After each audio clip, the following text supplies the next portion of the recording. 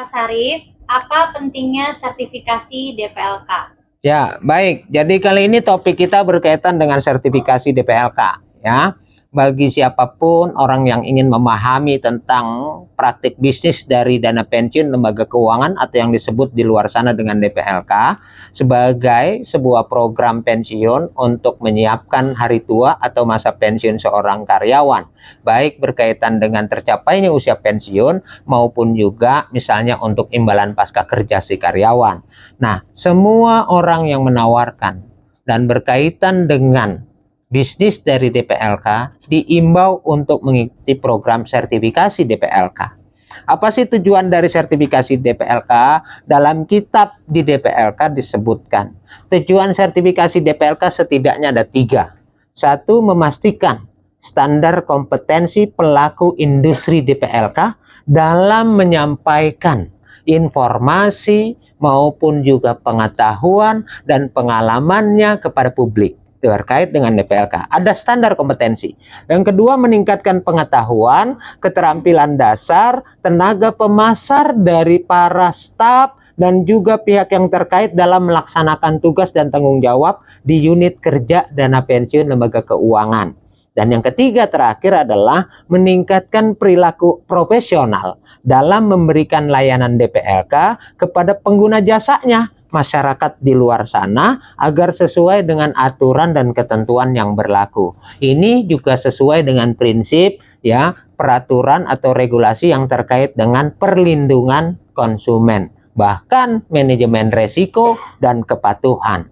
Lalu siapa yang harus ikut program sertifikasi DPLK? Pada dasarnya yang paling pertama adalah tenaga pemasar DPLK dimanapun.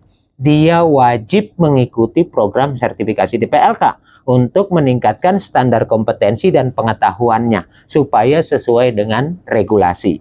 Lalu yang kedua adalah staf yang bekerja di unit bisnis DPLK dimanapun, supaya dia juga memahami apa sih bisnis atau praktek dari DPLK itu yang terjadi.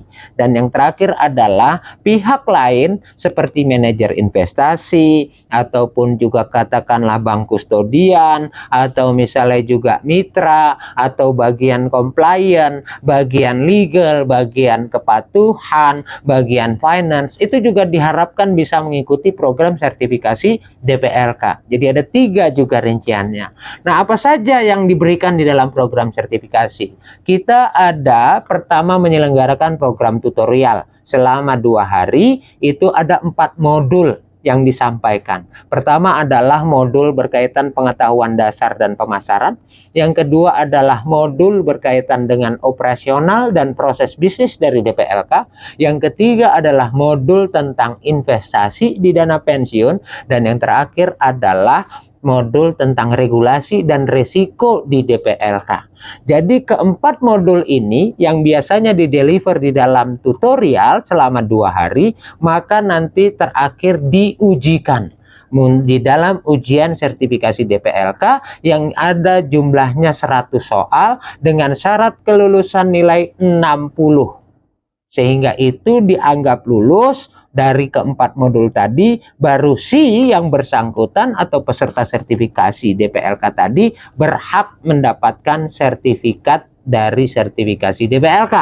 Dengan begitu, berarti tenaga pemasar, staf, atau siapapun dianggap sudah memiliki kompetensi yang standar di dalam pemberian pengetahuan, informasi, keahlian terkait dengan bisnis dana pensiun lembaga keuangan atau DPLK.